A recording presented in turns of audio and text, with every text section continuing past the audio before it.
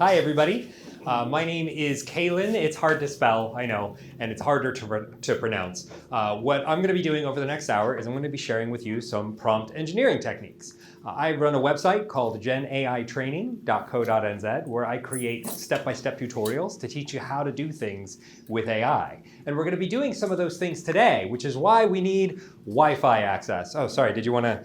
It's on every slide. You're going to see it all over the place. So yeah, I'm a marketer, so I'm going to be doing some marketing things today. I do want you to get on the Wi-Fi because we're going to be doing some interactive activities. If you want to get on through your phone, that's totally fine. If you've got the ChatGPT app or the Gemini app, that's great. If you want to go in through the browser on your phone on a free account, that's fine. But if you just want to watch, it's no problem. But I'm going to entertain you while you're putting in the Wi-Fi password. Anybody ever seen these Studio Ghibli versions of famous memes that have been going around the internet for a while?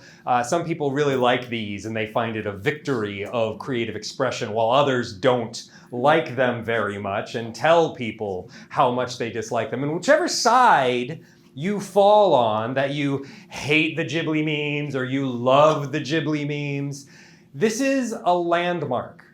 It's an evolution in how we use creativity. Because the inspiration of this kind of artistic style is the same thing that humans do. It's just machines can do it much faster than we can. So you might say, oh, it's all Ghibli, it's terrible, or great, it's all Ghibli. And whichever side you come on, I want you to know that there's something really important that happened. When Sam Altman said the ChatGPT launched 26 months ago, he's the founder of OpenAI, he started ChatGPT, he said that launch was one of the craziest viral moments I'd ever seen, and we added 1 million users in 5 days. After this image generator was released, he said we added 1 million users in the last hour. It was because it had such universal utility that everybody said, okay, I got to go try ChatGPT now. And I know that a lot of you are in that same stage where you're realizing, oh, I have to really increase my artificial intelligence skills, which is why I'm really glad that we're meeting today. As Andrew mentioned, I run the Christchurch Artificial Intelligence Meetup Group. We meet on the first Monday of every month, and our next meetup is on Monday the 6th, and we're going to be talking about AI agents. We're over at the Epic Innovation Center, and there's beer and wine sponsored by Agentic Intelligence, which is a company that I work with. We do AI training and AI consulting and AI platform development. And what I do there is I'm the head of learning and enablement. I teach people how to use AI tools. I'm also the newest Zealander. I got my citizenship this year after 8 years in country. And thank you. But I'm originally from Portland, Oregon, which is why I sound so funny. So if you can't understand something I'm saying, just raise your hand, ask questions. This is going to be kind of interactive today. So here's an agenda. We're going to talk about how to apply the pillars framework for superior prompting results. I'll teach you how to coach AI to give it clear feedback and improve the responses, and how to turn your vague requests into actionable instructions. So let's start by going into a large language model and ask it, what is the longest movie title in the world? First person to read it out loud wins a prize.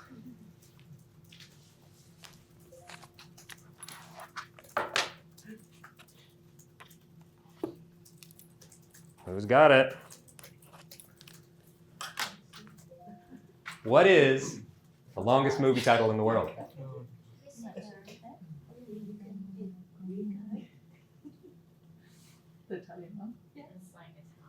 Somebody read it out. Who's got it? Un fatto di sangue nel comune di Siciliana fra due uomini per cosa di una vedova si sospettano movimenti politici. I think that answer Is it that one? I think that answer is wrong, but you win the prize anyway. Well done. It's a copy of my book, Marketing Yourself. I wrote this book in 2022, 5 months before ChatGPT came out. So I did write this book entirely by hand. And for those of us who remember life without the internet, it means something that I was able to actually write a book without ChatGPT. But now we have this phenomenon called AI slop. Has anybody heard this term before? AI slop?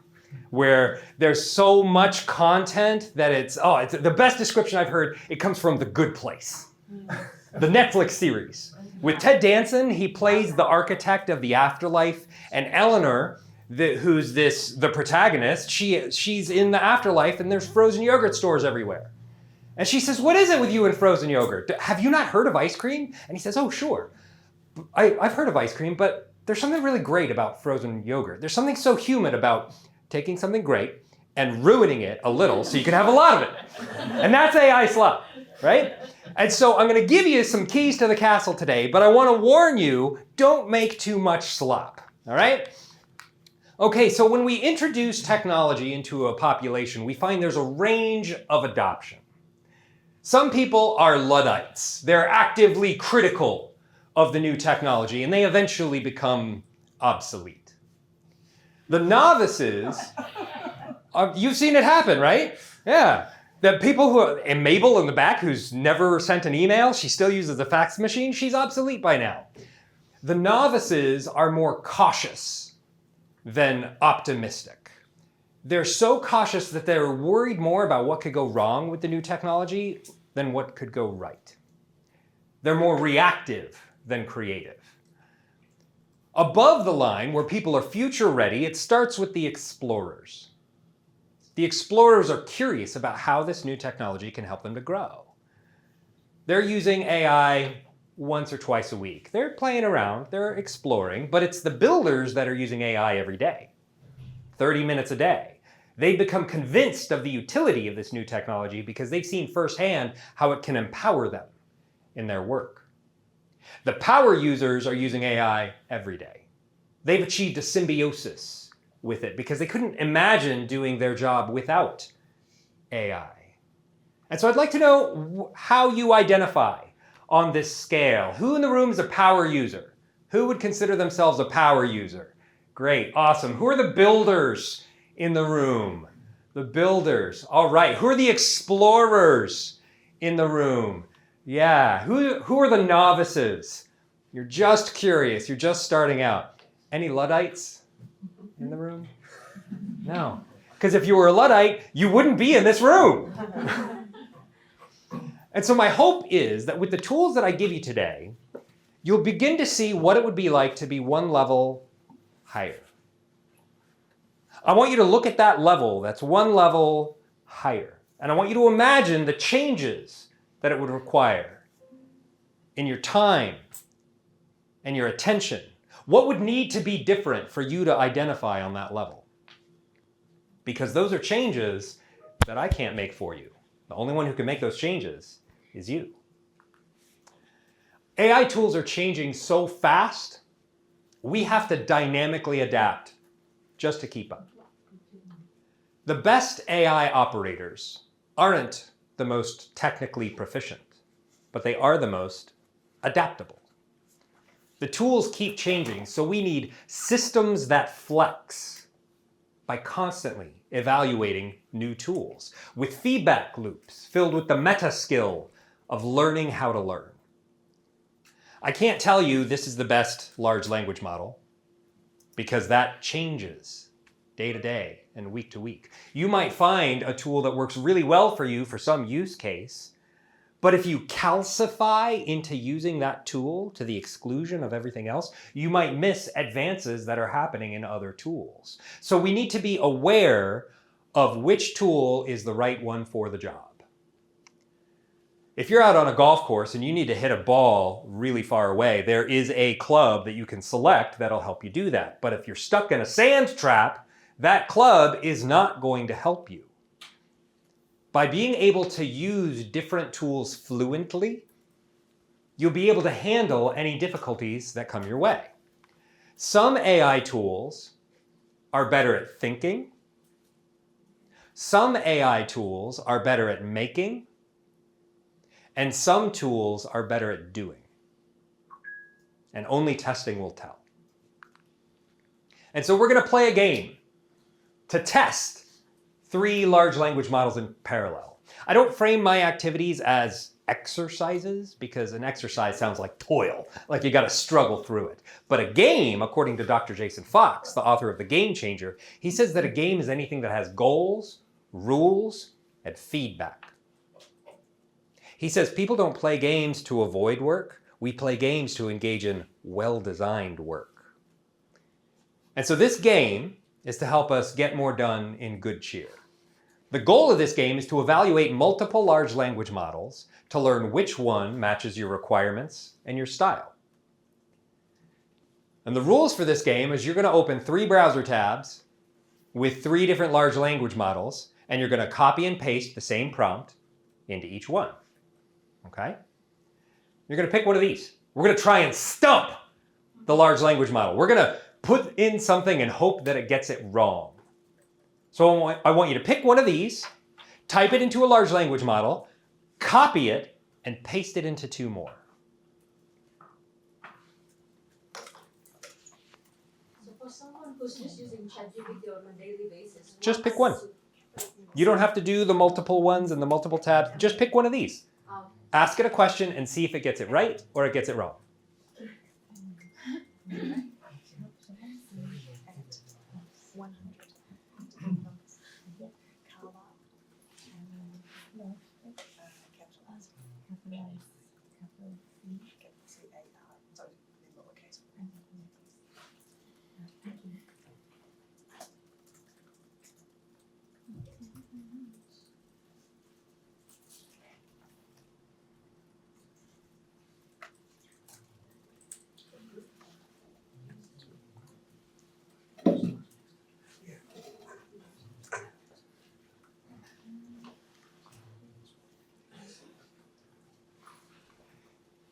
So earlier versions of large language models used to reliably get these wrong, but now some of them often get them right.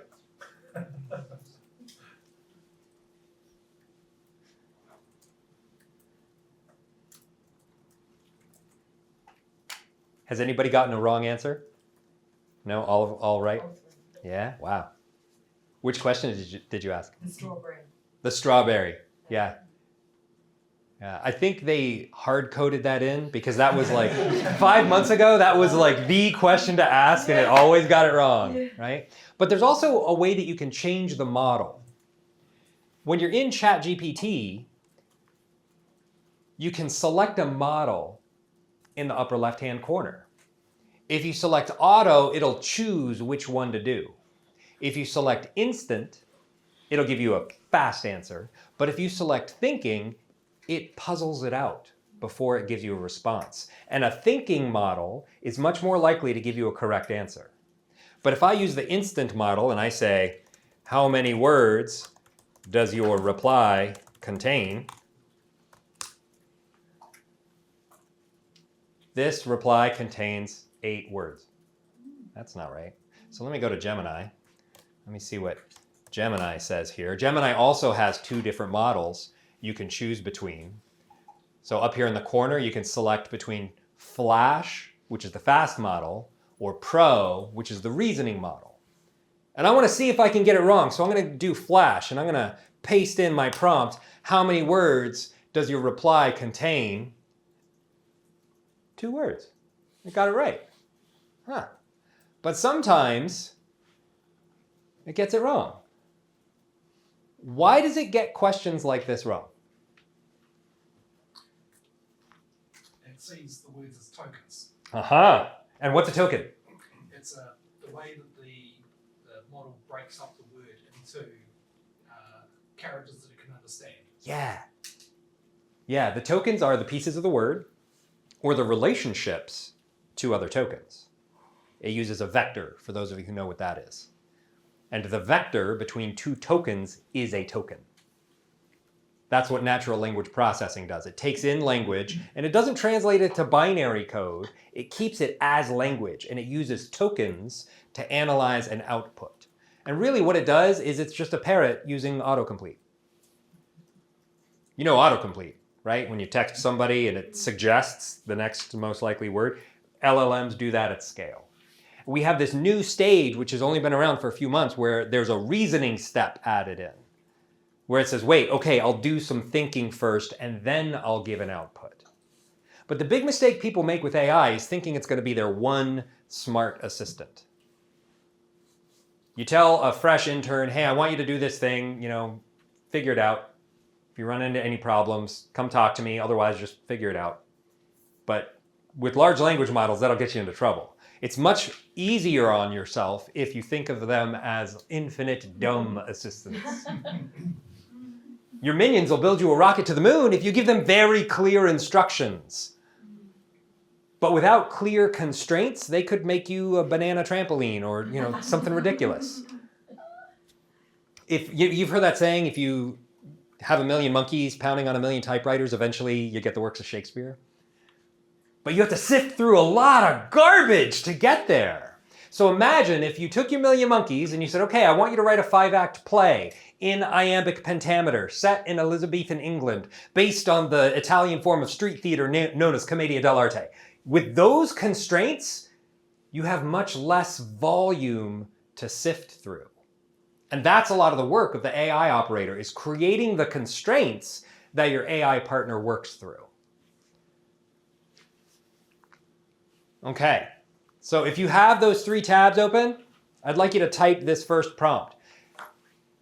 Tell me about what it's like for someone to experience a lucid dream. And then copy it and paste it in 2 other tabs.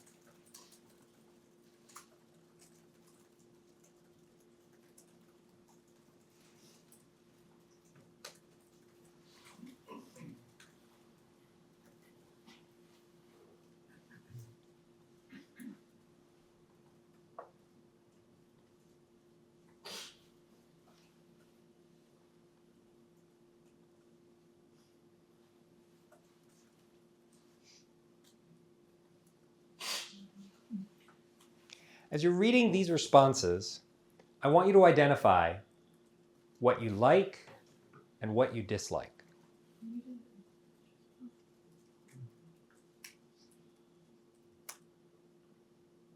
Is it too long? Too short?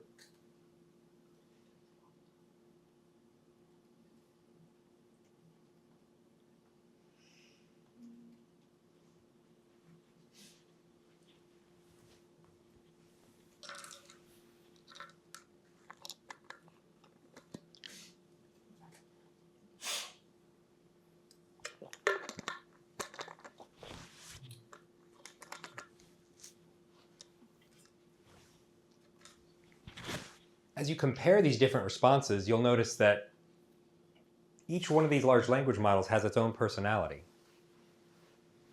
Some of them format it with bullets and headings. Some will get really long. Yeah, what are you finding? I have a question. Yeah. So you ask us to put it in 3 different tabs. So one for ChatGPT, maybe one for Gemini, and what is the 3rd one? I'll go through a series of different ones. We've got ChatGPT, we've got Gemini. Another good one is Claude.ai, Claude. Another good one is Perplexity.ai. We've also got DeepSeek, and we've got Grok. These are just a variety of some of the different ones. And if I wanted to tell you which one was best, for subscribers of my newsletter, you get this, this comparison table that I made way back in February. And I knew as soon as I made it that this was going to become obsolete. And I rated them all. Which one is the most accurate? Which one is the most creative? Which is best at research and language and images and retention? And they all changed. Every single one of them came out with updates. And now some have different strengths than others do. And so that's why we need to dynamically test constantly. The first thing I do in the morning when I sit at the computer with my coffee and I'm ready to get going is I open up 3 tabs. And I open up 3 large language models. not always the same ones, sometimes 3 different ones, and I do my first prompt of the day and I paste it into 3 different ones. So that I, as part of my workflow, I'm constantly putting my finger on the pulse of different large language models to see what's working well. How does this one act this week? Because it's going to be different than how it acts next week. And this is that iterative testing that we need to constantly be doing to stay in touch with how things are going. Because there's so many tools out there. Yeah, question. Sorry, a bit of a finicky, picky question, but how did you get to the 5-star rating on each of those? Are you using existing leaderboards on Hugging Face, for example? Are you using crowdsourcing, or are these just your own personal recommendations? These are my personal preferences. It is completely biased with a judging panel of 1, and it was me. There is actually a crowdsourced LLM leaderboard on Hugging Face, which has over 90,000 people regularly voting on what they think is the best LLM model week to week. Yeah, these leaderboards are really interesting. This is the one that I use a lot at scale.com/leaderboards. And they evaluate how these different large language models pass these evaluations. There's Humanity's Last Exam, the Enigma evaluation, the Mask evaluation, and this changes week to week. And when 2.5 Pro came out by Gemini, it dominated the leaderboards. And a week later, Claude Sonnet 4 was released. And so these are always changing, and some people find this a flawed metric because we can now design models to pass this test, which is why things like a community vote can sometimes be more effective. Yeah, but because they're changing so much, we just need to find ways to constantly test. And the best way you can do that is not by getting stuck in one, but always have your fingers in other pies. Always be testing how others are doing. And so you can do this with a news roundup. I find this is one of the best ways to test. Now, I'll give you a way to get these slides later because I don't want you to type all of this. This is a pillars prompt. This is the sort of prompt I'm going to teach you how to make in a little bit. But instead of, hey, tell me about the latest news in Christchurch today, which is going to get you some very bland, tepid results, this tells your large language model to act as a news curator or journalist. I want you to create a weekly news roundup on this topic. The goal is to provide a clear and concise summary of the most relevant and recent developments from the past 7 days. Structure the output as a list of 5 to 10 news items, each with a headline and a 1 to 2 sentence overview and a link to the original source. Use a neutral, informative tone suitable for a general audience. Avoid opinion or speculation. Prioritize credible sources and diverse perspectives. Make sure all content is up to date and links are working. It's so ironic we call this prompting. Because when you do it well, it actually takes a really long time. You know that programming adage, garbage in, garbage out? If you just say, hey, tell me about the news, it's going to give you garbage. But if you spend time doing the thinking first, you're going to get much better results. Miguel Ballesteros says, the fact that the term prompt engineer exists means that the current available models work only when you give them the best commands. And that's why I'm teaching you how to prompt like a pro, is because if you can give them the best commands, you're going to get the best responses. The process of prompt engineering is asking good questions.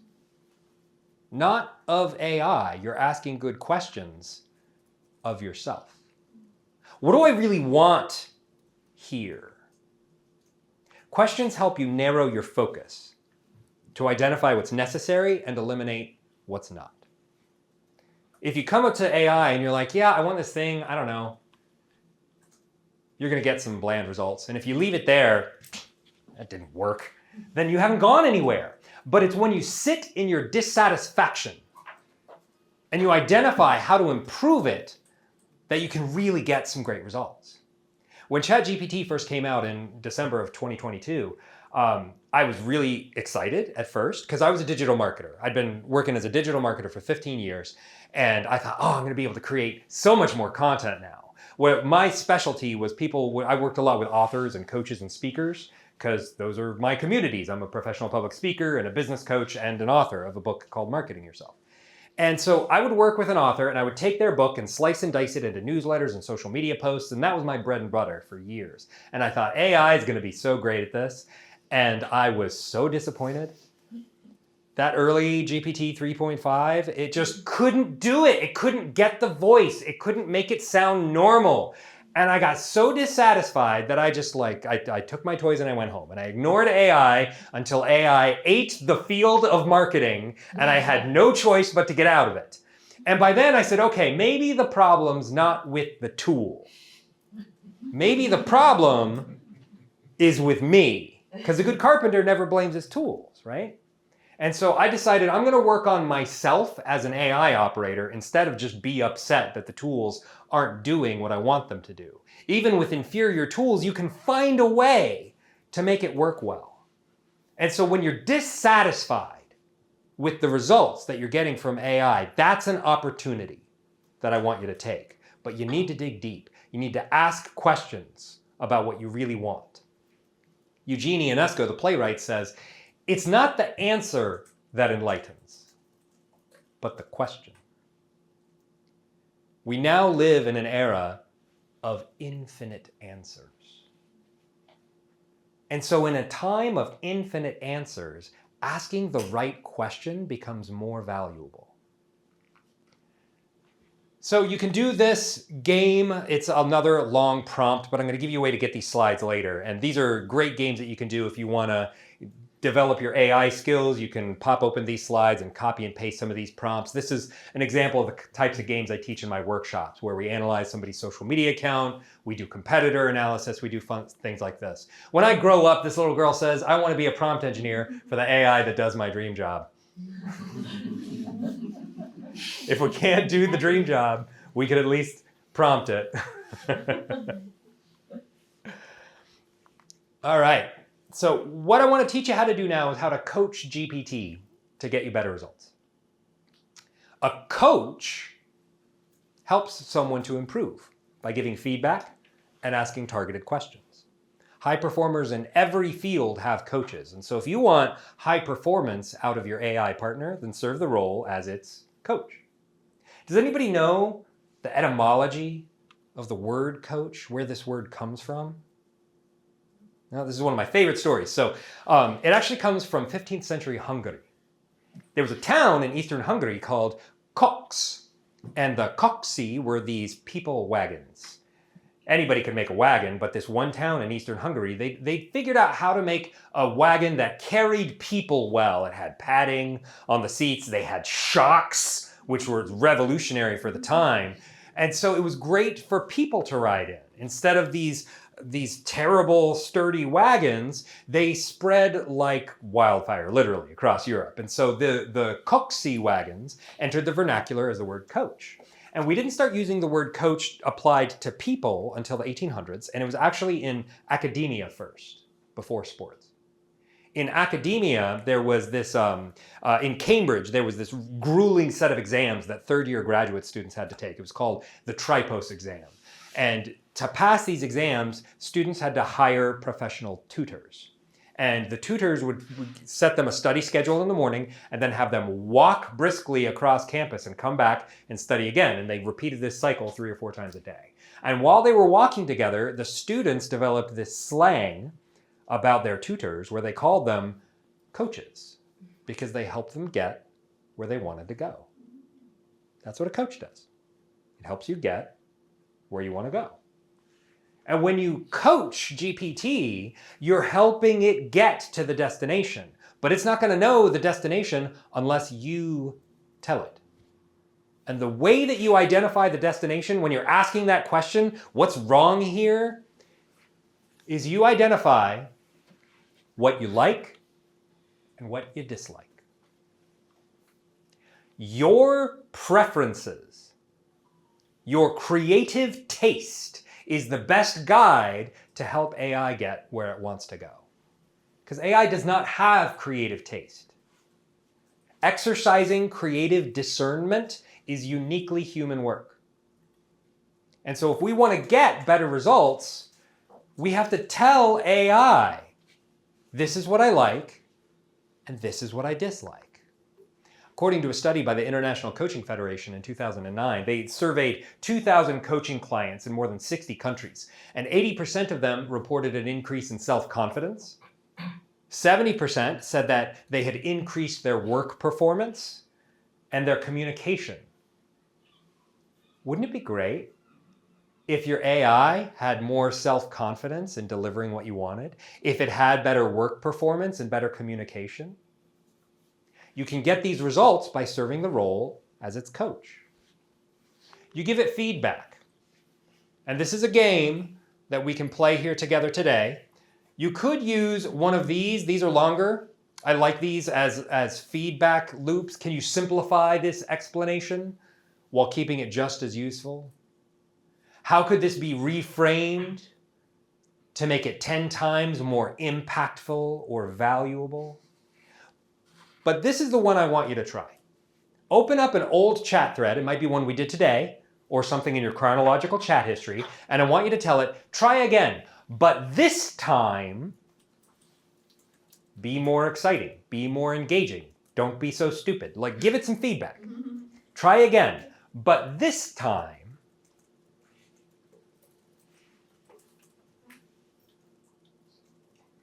yeah. A question kind of related to this. I've heard some people say that it's good and others say it's rubbish. What are your thoughts on kind of being polite to the LLM? Yeah. Say please, thank you. Yeah. Does it really work? I have 3 thoughts. And the first is it does make people feel better because in case the robot overlords come at us later and you were polite, maybe they'll be nice to you. Makes you feel a little better in the moment, you know. The second thought is how Sam Altman talked about how those extra please and thank yous actually increase the server load, and it has a measurable impact on the energy usage. So it might not be as kind as we think. And my third thought is it's good manners. And being in the house, like I am polite to my dogs. I know my dogs don't care if I say please or thank you, but I'm polite to them because it makes me a polite person. And so if you like the way it makes you feel, either because, haha, they're not gonna get me, or because it just gets you in the habit of having good manners, I think it's a fine habit. Even if it does cost a little bit in compute. Yeah. I know a few people who use AI a lot who actually say that they get better results from not being polite. Yes. Like from actually being angry at it. Yes. And It's well known among programmers that if you bully Claude, it gives you better code. I don't know why, but I've seen them actually take their interaction and they get an error and then, no, Claude, don't be so stupid. And they get the right result and they'll try it in a new tab and they don't. For whatever reason, it works, but you know, like it doesn't cultivate good manners. What's that? They make it serious. They make it serious? Yeah. Yeah. So you ask one question, and you follow your own question. You ask something else, and you want to ask the second question. Mm-hmm. So you click there's a button like a pen. You click again, so that will rewrite your second question. Mm-hmm. So you may give a second version of the second question. But how about the first version? Is that one gone or? Well, let's take a look. I'm going to open up one of my old chat threads. Here, I'm going to scroll down. I do a lot of Esperanto in my, here's some hustling wisdom from Benjamin Franklin. Okay. So I've got a conversation here with a custom GPT I made about Benjamin Franklin. I uploaded his autobiography and now I can speak with the ghost of Benjamin Franklin anytime I want. And then I asked him to make a modern version of Poor Richard's Almanac. And he sent me this, he made this great thing in Canvas. Canvas is really great. I'm just going to demonstrate this real quick and then I'm going to answer your question. What's great about Canvas is that you can manually edit on one side, or you can use AI on the other side, remove that manually edit line, and then it'll go through and it'll edit for you. So if you want to do quick formatting, Canvas is a great way to do it. So I just wanted to show you that, but I'm going to close out of this to show you this edit option. If I edit this, oh, it changed it. Look at that. No, here we go. Make a modern version of Poor Richard's Almanac. I'm going to edit this to make a modern version of the King James Bible. And I'm going to send it. And now I get 2 versions. It doesn't show me the Poor Richard's Almanac version in this chat thread anymore because I've edited that prompt. But you notice how if I hover over it, this is 2 out of 2. I can go back to see 1 out of 2. And so you can go back in a conversation and create threaded branches. So it keeps both answer previous one and the next one at the same time. Well, now if I continue, if I go to this new version and I say, okay, now speak in the voice of Snoop Dogg, then it'll follow that instruction in this chat thread. But if I go back and I change it, and I switch back from the King James Bible version to the Poor Richard's Almanac version, now it doesn't have those instructions. And now it won't speak in the voice of Snoop Dogg because it's a different branch in the thread. Does that make sense? Yeah. So I tried a few times and it gives me like 2 options of answers. Uh-huh. And then it will ask me like feedback or which one I prefer. Yeah. Is it the same? No, this is different. What you're describing is when you put in a prompt like, how many answers can you give me? And then sometimes it'll give 2 boxes. Everybody seen that before where you get one on the left and one on the right and you get to select which one do you prefer? It's an interesting story about that. They use that to train their models. And if a lot of people say, oh, I like this one better, then they take that data and it trains the model automatically. The machine learning engineer doesn't need to go and collect that data. It automatically trains the model. And there's also this good response button, this bad response button. These automatically train the model. But the way that users treat these is like a Facebook like. And so back in April, OpenAI had this problem with this. Has anybody heard of the sycophancy problem? Yeah? Some of you, yeah. ChatGPT for about a week, it was very sycophantic. You put in a prompt and it would say, oh, thank you so much for asking that. I am so unworthy to be here with you. And the reason was because so many people were using this button when they liked the way that the answer made them feel about themselves. And it polluted the training data, and they had to roll back the update and go to a previous version of ChatGPT 4.0. Sam Altman did a really interesting blog post about it, about the sycophancy problem. And this is how we are growing together. AI evolves through its relationship with us. And it's our feedback that helps it learn which way to grow. So when should we use the thumbs up? You should use the thumbs up when this is a good response to the prompt. And it will stay that way. Yes. Okay. Yes. When you think, oh yes, putting my machine learning engineer hat on, I really like the way the AI responded here. Not because it makes me feel better about myself, but more mechanically, yes, this AI works. That's the way it was intended to be used. All right. So this is the framework I like to use. What I like about your response is, I give it some feedback. What I dislike is, and I give it some more feedback. Next time, try this thing. And if you're giving it the same feedback over and over again, you can modify the configuration settings so it knows how you like to receive responses. There's a couple different ways to do that. You could just ask ChatGPT, add an emoji before every bullet forever.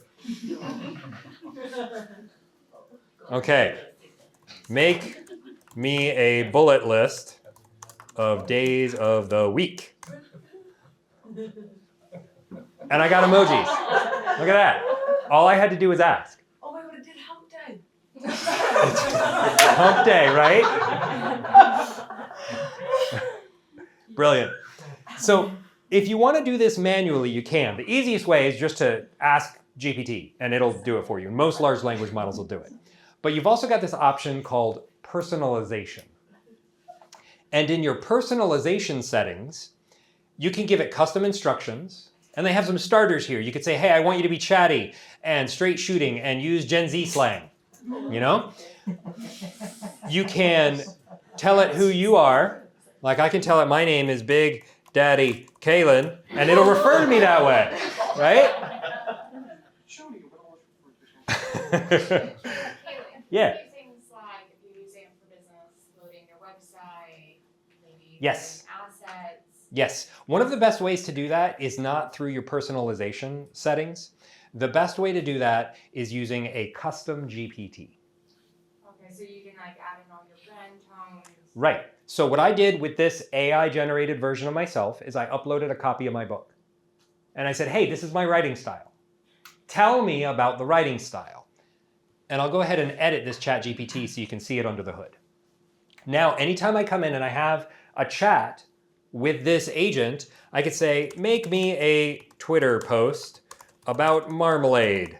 And it'll do it in my voice. So if I have my vague idea, then doing this will get me something. It might not be perfect, but it's close enough that I can start with something. It's proof that life's best flavors come from friction. I wouldn't have gone there. But yeah, let's go with it, right? And what this dual panel does, because I'm editing the GPT right now, this is not going to be saved in my chronological chat history. This is to test the custom GPT. I can give it more instructions over here. Kalen always uses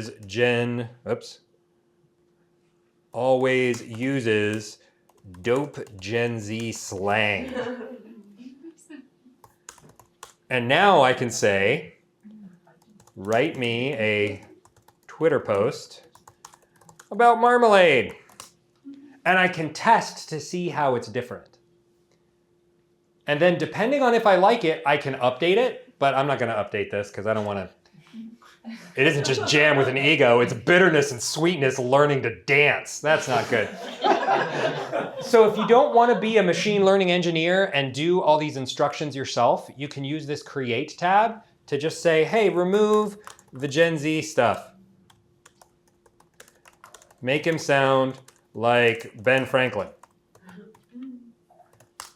And then it'll go through and modify the configuration settings for you. Excuse me. Yeah. How we can make this like personalized?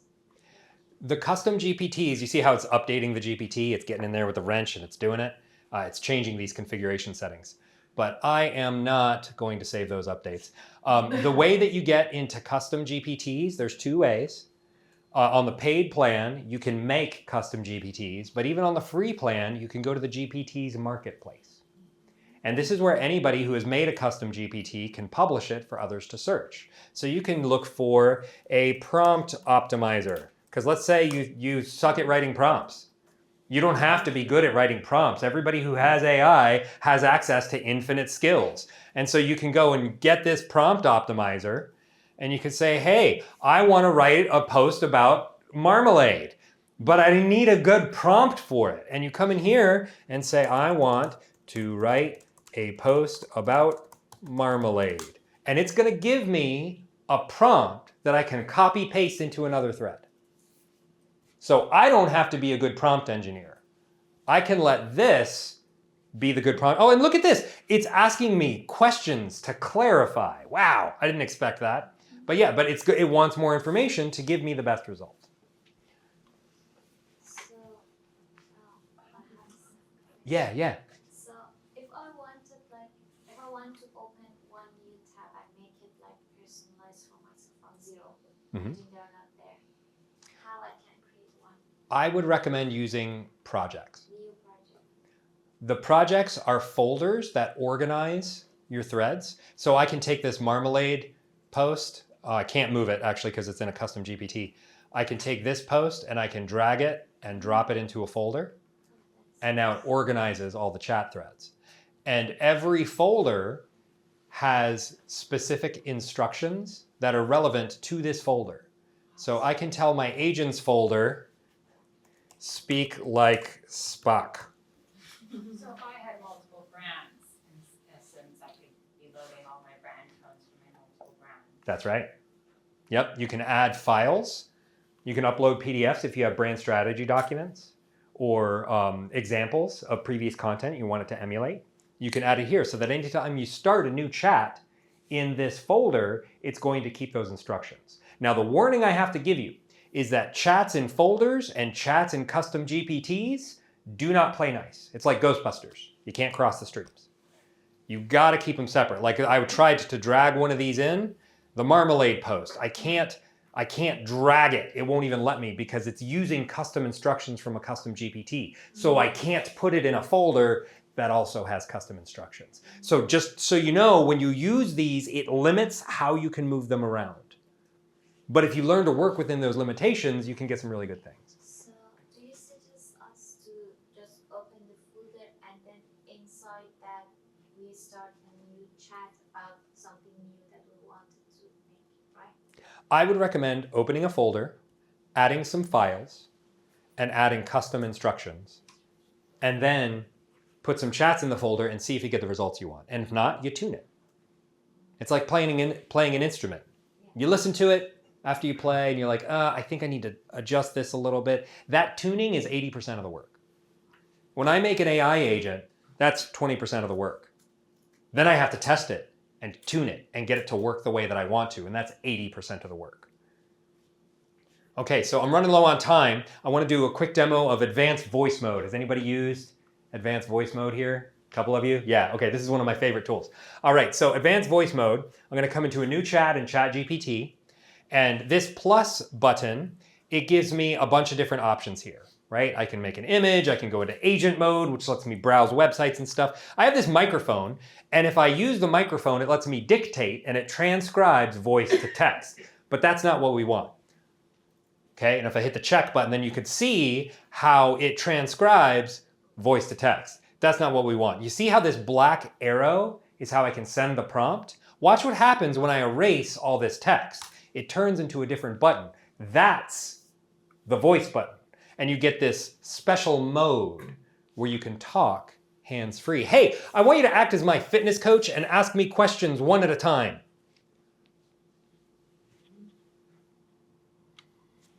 Oh, I don't have the audio hooked in. It's okay. It's okay. I have a backup. Okay, I'm gonna do that. I love doing this in the car. I'll put this up on the dashboard and just have a conversation. Hey, I want you to ask me questions. Uh-oh, gotta wait for the blue to come up. Hey, I want you to ask me questions one at a time as my career coach. Absolutely, let's dive right in. Think of this as a headline approach. We'll do it step by step. Hey, don't give me all that stuff. Just ask me the questions one at a time. Got it, keeping it simple. First question, what's your top career goal right now? I want to make $7 bajillion by the end of the year. All right, aiming high. I love it. Next question, what's one concrete step you think would move you closer to that absolutely astronomical goal? Robbing banks. Well, that's certainly one way to shoot for the moon, though I can't recommend it. So I can go back now and see a transcript of our entire conversation. So if I want to put this on my dashboard while I'm driving into the office in the morning, I can say, hey, I need to write an email to somebody about this thing. Talk me through it. And we'll just talk back and forth and have a conversation about it. And then I'll say, hey, write that email. And it'll narrate the email. And I can come in and go into my chronological chat history and copy all of that text and paste it and send it off. It's a very useful assistant to use advanced voice mode. So that's your homework, is to go play with advanced voice mode. Okay, and this is part of the game. I'm gonna give you a way to get these slides later. Here's some, yeah, look at that. High achiever, well done. Okay, now we're running short on time, and so I gotta give you the pillars framework. And it does, it totally works. So the pillars framework is an acronym. It stands for persona, intent, layout, limits, audience, requirements, and style. And you don't need all 7 of these. It's like a stool or a table, you know, with 3 legs that'll hold its own weight, and 4 makes it sturdier. And so if you're getting tepid results from a prompt, add some pillars to it and see if that helps. And the way that you do this is with sentence starters. Respond as this type of person. Your goal is to do this thing. Format the response in this kind of layout. Avoid these things that I don't like. This is intended for this kind of audience. Ensure you include this and that and the other thing. And use a tone that's this kind of style. So I'll give you an example of a pillars prompt. You're a fitness coach creating a meal plan for a beginner. That's the persona. The intent is to design a 7-day meal plan that balances protein, carbs, and fat for muscle gain. And the layout. Organize the meal plan as a daily table with meal times and descriptions. You see how this is going to get you better results than just be my fitness coach? The thinking goes into the beginning. The limits. Keep each meal description under 50 words because I don't want to read a whole thing. And avoid using exotic ingredients. So it's meals I know I can make with stuff I can get at the store. The audience is young professionals with limited cooking skills. So I know I can make this in a standard kitchen. The requirements include daily calorie counts and adjust meals for a 2,500 calorie diet. And the style. Make the tone encouraging and beginner friendly. And so you see how this prompt is going to get you better results because you do the thinking in advance and then you get good results. J.P. Morgan, the American industrialist, said, "No problem can be solved until it is reduced to some simple form." This change of vague difficulty into a specific, concrete form is a very essential element in thinking. And that's what we're doing with a pillars prompt. We're taking a vague difficulty and we're making it into a specific, concrete form. And so I have some cards here today if you want to do pillars prompts yourself. Here, let's go ahead and pass some of these around. Oh, look at that. You got, well done. Gold star for you. Okay, go ahead and pass some of these around if you don't mind. Here we go. There you go. You can just pass those behind you. On the back is an ad for a course I'm doing this Saturday if you want to do more AI training. But this pillars prompt will get you a lot of the way there. But, you know, maybe you want to spend the time and actually rewrite your prompt, and maybe you just want to have AI do it for you. I've got a pillars prompt bot, and there's a link to it here in the slides. But if you go into ChatGPT and you go to the GPT's marketplace, you can pull it up right now. All you got to do is search for pillars prompt bot. And you'll get this prompt maker. And you come in with your vague difficulty. And it's going to distill it into a specific concrete form. What should I make a prompt about? Who's got a suggestion? Running a dance class. Running a dance class. Excellent. I need to run a dance class.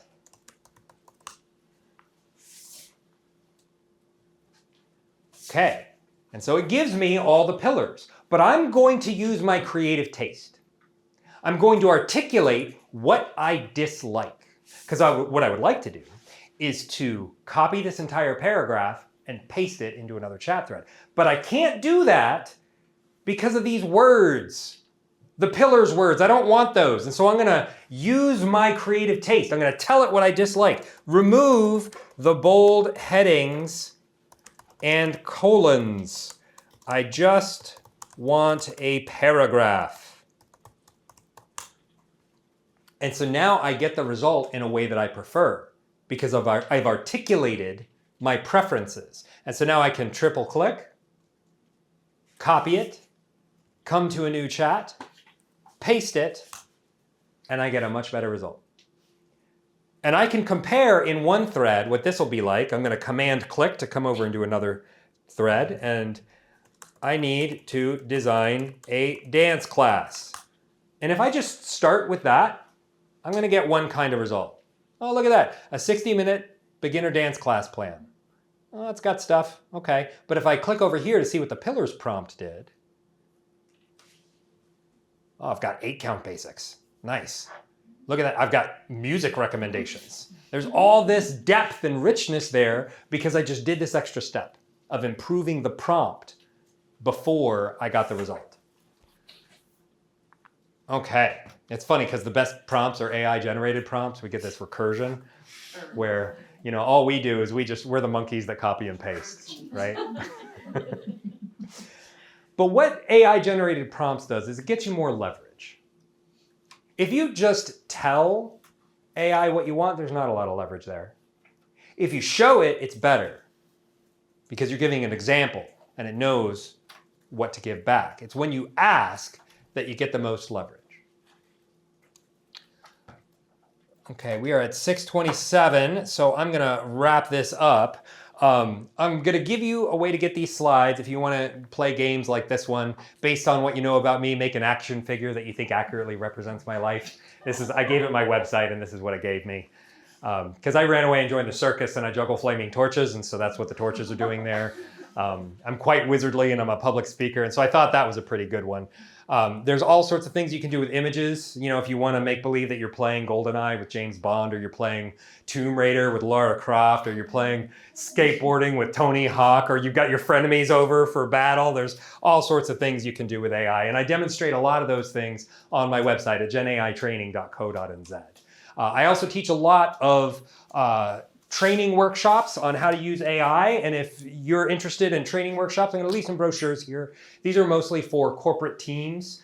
I work with groups of up to 20 people for teams that need to upskill and prepare for the future of work. But I do some public workshops like the AI Powered Professionals program, which is on the back of the card that I gave you with the pillars on it. I want to remind you about the Christchurch Artificial Intelligence Meetup group that we do meet on the first Monday of every month. And this month, we're going to be talking about agents. We're going to have Tim Ackroyd from Caitlin AI, and he's going to be talking about the MCP protocol. And I'm going to be talking about how to create your first agent. And that's going to be 5:30 to 8 o'clock. There's beer and wine. You're welcome to come with us. It's a free event. This event is paid. It's $500, but you can get 25% off with the code UXCHCH, not the other way around. That'll get you 25% off. But if you want to get the slides, I'm going to ask you to subscribe to my newsletter, and I'll send you the slide deck. You just got to go to this website, genaitraining.co.nz/UXCHCH, and subscribe to my newsletter, and I'll send you the slides right away.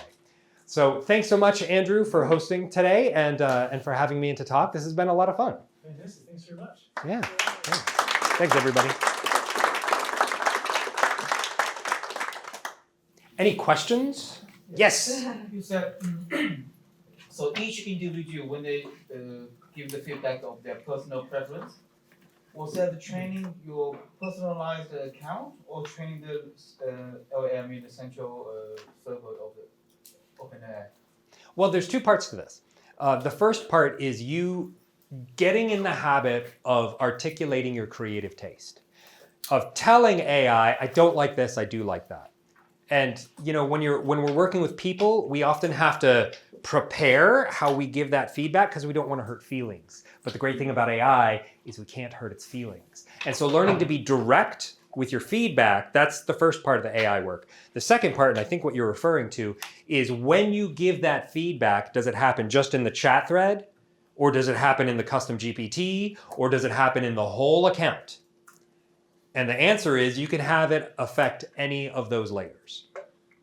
If you're giving feedback in a specific chat thread, that feedback will generally stay there unless either you tell it or it notices that you're asking for this a lot. And if it notices, gosh, this guy always says he hates emojis, I'm just going to remember this, that he hates emojis. And it'll go into your personalization on your behalf. And it'll go ahead and update that for you. But you can tell it, hey, I want you to remember this. And it'll remember it system-wide. But there's a hierarchy here. You've got your whole account, and you could say, hey, remember this all the time, anytime I'm logged in. You've got the project, where if you give it instructions in the project, it'll remember for any chat thread in that project. And then you have the individual conversation. And that conversation, it won't remember things forever. because of something called the context window. Has anybody heard this term?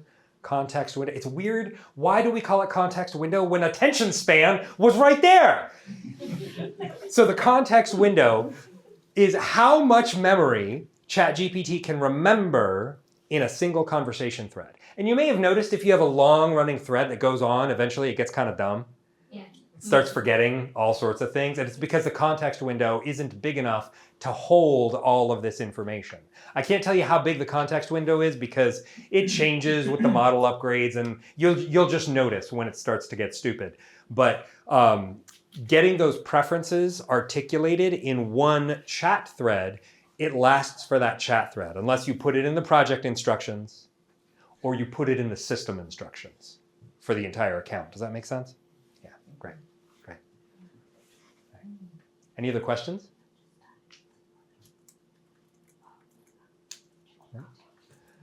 Okay, yeah. So you have any advice on, I sometimes try to write a prompt for another AI.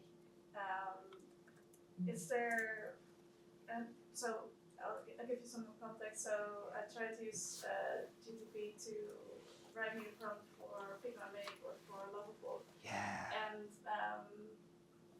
do you have any thoughts or advice on that, how I can do that properly? Would you recommend doing that? Or I love doing that. I do it a lot. Anytime I make videos with VO3, which is a video generator, I always get the prompts out of ChatGPT first. But one of the things I do a lot is I make a lot of images in Midjourney. Midjourney is strictly an image generator. It doesn't have a language generator. And it's known as one of the best image generators on the web.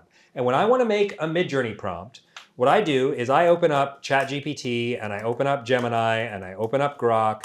I actually have a lot of videos on my YouTube channel where I demonstrate how to do this. And I'll do Perplexity and I'll do Claude and I'll get all of them.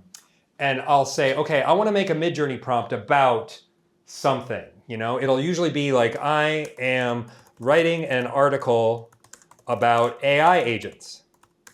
I need a featured image to support the article. Make me a Midjourney prompt in Norman Rockwell style, 16 by 9. Copy it, paste it, paste it, paste it. The more variety you have, the better options you can select. And so I'm going to go back to Midjourney and I'm going to copy every one of these. I'm going to copy this, go to my Create tab, and paste it. I'll come into Gemini. No, don't make the image. Don't make the image. Make the Midjourney prompt. You're slowing down my flow here. Grok. I'll take this one and I'll paste it. Perplexity. I'll paste it. Now sometimes they forget things, like you can't use the style raw. Sometimes they put in the /imagine, which you don't need anymore. Here we go. Claude often gives me the best ones. And did Gemini get it right? It did. Okay. Okay. And so now, I mean, that took me minutes. And now I have 20 different images to select from with that process, just because I'm good at copy and pasting. And I have multiple tabs open. And what I like about Midjourney is you can look at these up close, and then you look at them one at a time, and when you see one that's like, oh, that's neat, he's got this weird light on his head, I like it. And you put a heart on it. And then anything that you like, you can then go to the Organize tab and filter it by likes, and you see just the ones that you picked. And so this is a really rapid way to do creative iteration, is you could just go through and get option after option after option. Yeah? Should we have premium for all of them to use like in a better way, or it's free? Great question. Midjourney is paid only. It's $10 a month US, but because I do a lot of visual work, I find this to be very helpful. With a lot of the other large language models, the way that they basically do it is they'll release a new feature just for premium members, and then eventually they'll roll that out to free members. Like projects used to only be for paid accounts, but last week they rolled it out to free accounts.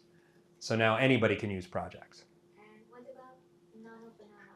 Nano Banana, I love Nano Banana. Nano Banana is the new image generator that comes with Gemini. Make the most, no, I'm going to tell it to make the hottest dog. Please tell me it's got to be on fire. Yep. However hot it gives it to me. Make a hot dog. Okay. Nano Banana, I believe, is for all free users as well as paid users. And it's really fast. It used to be really fast. Okay. You open many tabs. Not hot enough. And you notice how you could put in your next prompt before it's done? If I try to send it now, I'm going to hit this stop button. But you can queue up your next prompt while it's cooking. Yeah, you have a question? I've been creating an app to run a plant nursery through work, but it's a lot easier to like track how many plants we have and what kind of species of seeds and things. So we've been using things like ChatGPT and Gemini to create prompts to put into things like Galt.new and Firebase. Is there any sort of like structure that you give us to better make it work better faster? Once you start getting into that, you're looking at agentic workflows. Okay. And a lot of those have their own LLM interface window where you can say, hey, I'm trying to do this thing. And eventually it's going to be simple enough that we can just say, hey, I want to make an agent that does this. And it'll do everything in the background and let us get in and deal with the mechanics if we want. But really what we have to do is articulate what we want. And this intermediary step of actually going in and doing it manually, this is temporary. And so if you don't feel good at this step, don't worry. We don't need to do this for very long because soon an LLM is going to be able to handle all of this for us. Yeah.